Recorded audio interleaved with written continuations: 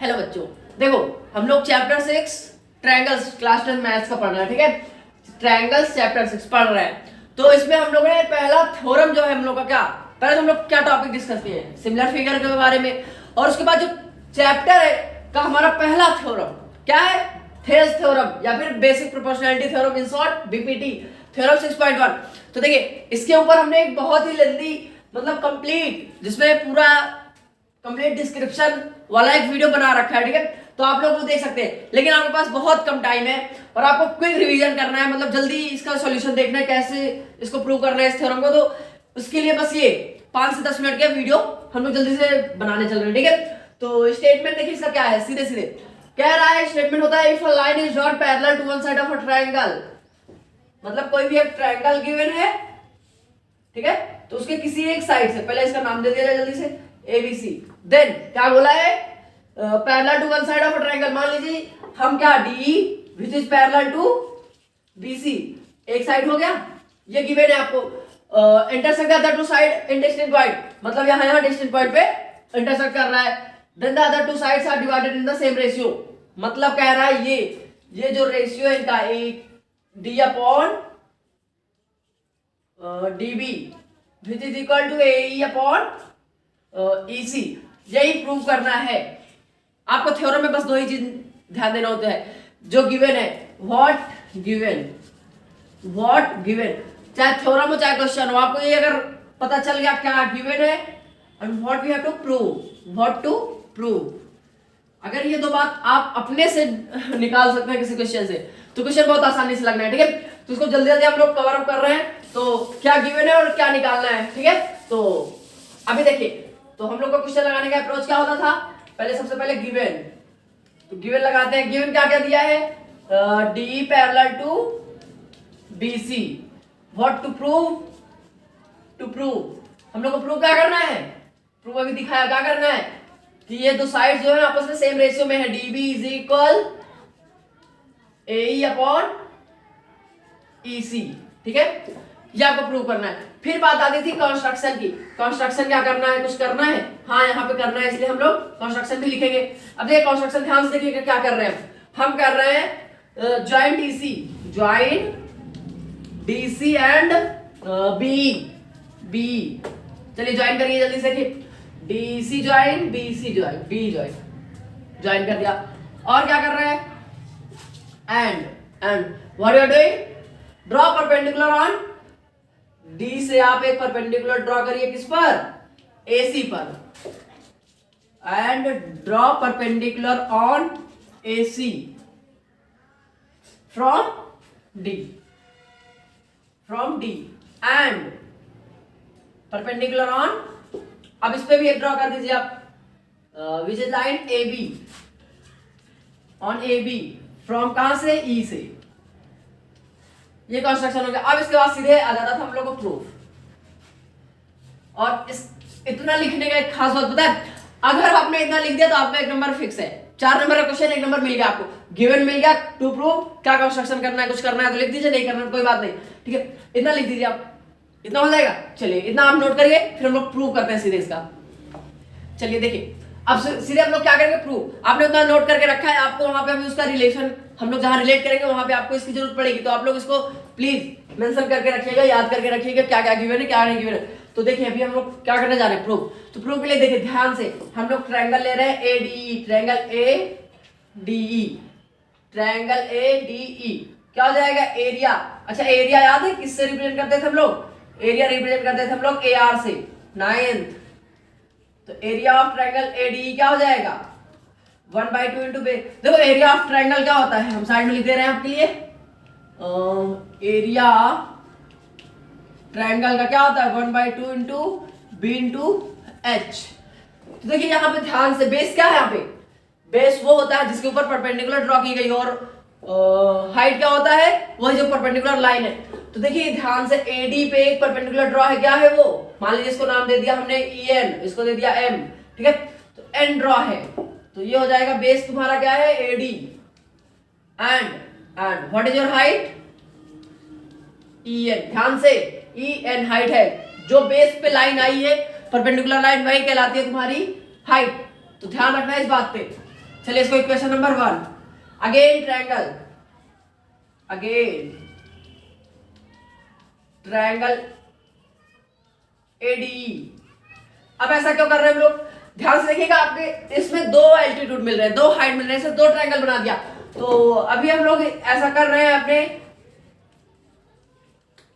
जो प्रूव करना है उसको प्रूव करने के लिए, तो परेशानी होना है 1/2 इंटू, अब बेस क्या हो जाएगा, बेस चेंज, क्योंकि अब हाइट हमारी दूसरी, तो हमारा बेस है अब इस time AE and the height is DM।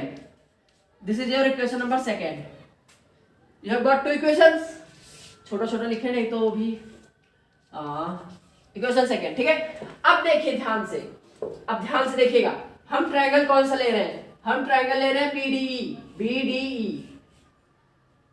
Now triangle BDE, अब BDE में क्या हो जाएगा, बेस, बेस तो आपको BD होगा, एरिया क्या हो जाएगा, area BDE which is equal 1/2 into base है तुम्हारा BD। एल्टीट्यूड इसमें क्या है, सबसे इंपॉर्टेंट बात, अगर हम अभी BD को बेस को एक्सटेंड कर रहे हैं तो उसके ऊपर जो लाइन एक परपेंडिकुलर ड्रॉ हो जाएगी अदर पॉइंट से, वही आपकी हाइट होती है। तो ध्यान से देखिएगा, इस लाइन को एक्सटेंड करने पर आपको EN एक एल्टीट्यूड मिल रहा है, तो यहां पर हाइट क्या हो जाएगा, EN। This is your equation number 3। Triangle अब की देखिए ध्यान से, आगे ट्रायंगल, आगे नहीं कह सकते, नाउ कर सकते हैं फिर से, ठीक है। नाउ ट्रायंगल अब की ले रहे हैं हम लोग CDE, ट्रायंगल CDE। अब यहां पे एरिया क्या हो जाएगा, area of CDE 1/2 into base into height, base क्या हो जाएगा C। हाइट वाली बात फिर से आ जाती है, तो अगर आप बेस को एक्सटेंड कर रहे हैं तो देख रहे हैं एल्टीट्यूड मिल रही है, एल्टीट्यूड क्या है, DM, एल्टीट्यूड है आपका DM। ये हो गया इक्वेशन नंबर 4, 4 इक्वेशन मिल गए। अब अगर आपको याद होगा प्रूफ क्या करना था, बात वो रखनी है माइंड में हमेशा, AD upon TB which is equal to AE upon EC, इतना प्रूव करना है। तो ध्यान से देखिए, AD और DB किस इक्वेशन में मिल रहा है, पहले, दूसरे, तीसरे, चौथे में से पहले में मिल रहा है AD और तीसरे में मिल रहा है, सॉरी हमें DB चाहिए, तो BD या फिर DB फर्क नहीं पड़ता, यहां पे ऑर्डर मैटर नहीं करता, चाहे 1 इंटू 2 करें चाहे 2 इंटू 1, बात हमेशा 2 ही हो रही है, देख लेना। तो in case of triangle order doesn't matter, तो हम चाहे इसको BD कर दें या फिर DB कर दें, तो हम BD कर दिए क्योंकि हमारे पास BD आया हुआ है, और AE क्या है, AE है यहाँ पे, और C, तो हम लोग इसको भी EC के जगह C लिख सकते हैं, ठीक है। चलिए देखिए ध्यान से, आपको AD और BD चाहिए, कौन कौन सा इक्वेशन लेंगे आप, इक्वेशन फर्स्ट एंड इक्वेशन हाँ दिस वन थर्ड वन। तो नाउ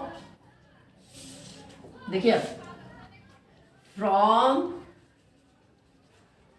नहीं करते हम लोग, इसको डिवाइड कर देते हैं सीधे सीधे, ठीक है।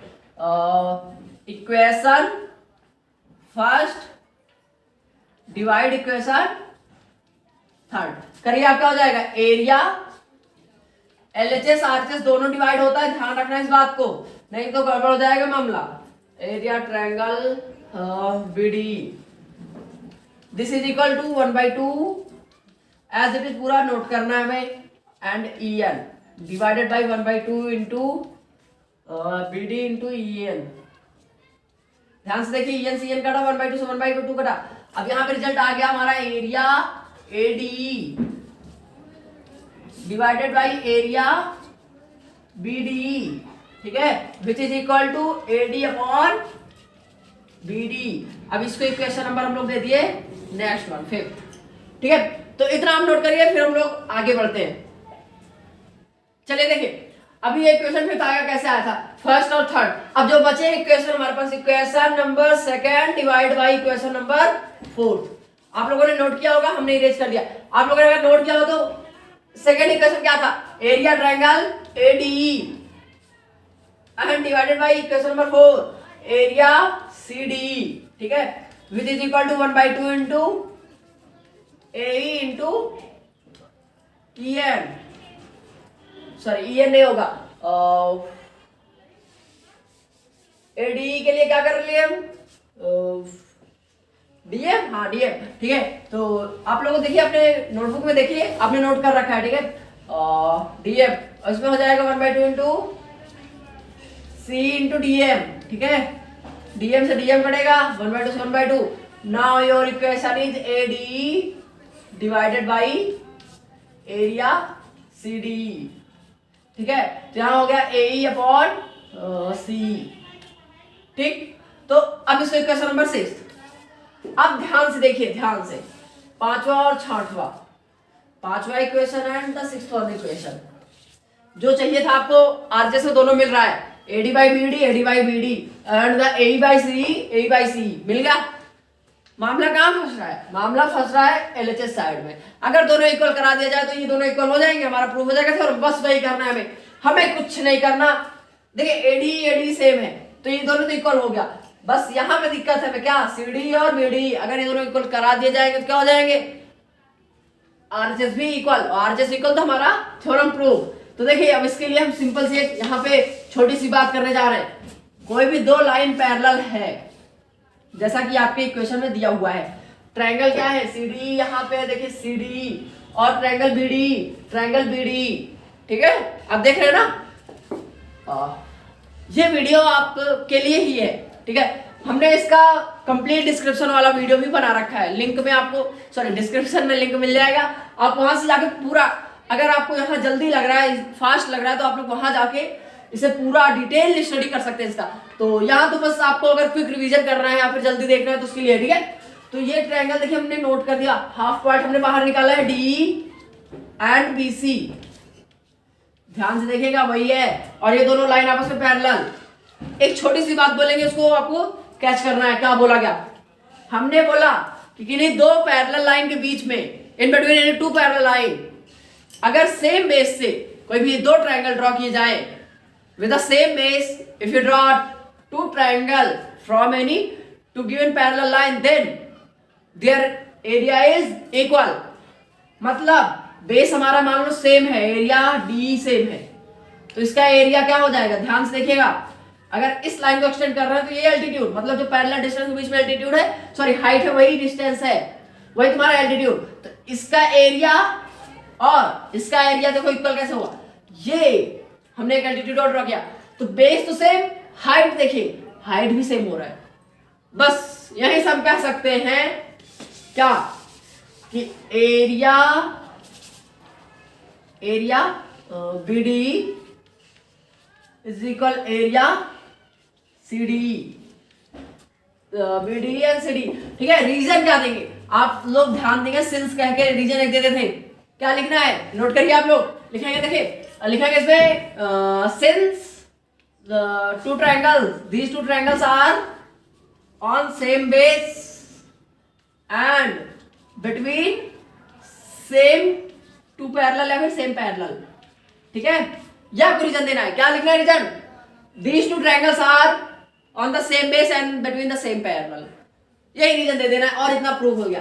तो ये इक्वल हो गया, और जब ये इक्वल हो गया और एडी इक्वल है ही, क्योंकि एक ही ट्रायंगल है, चाहे उसको हम जो लिख दे, चाहे उसकी ये हाइट ले चाहे वो हाइट, एरिया तो उतना है, ट्रायंगल इतना ही था, चाहे ऐसे करें चाहे ऐसे करें चाहे ऐसे करें, उससे फर्क नहीं पड़ना चाहिए।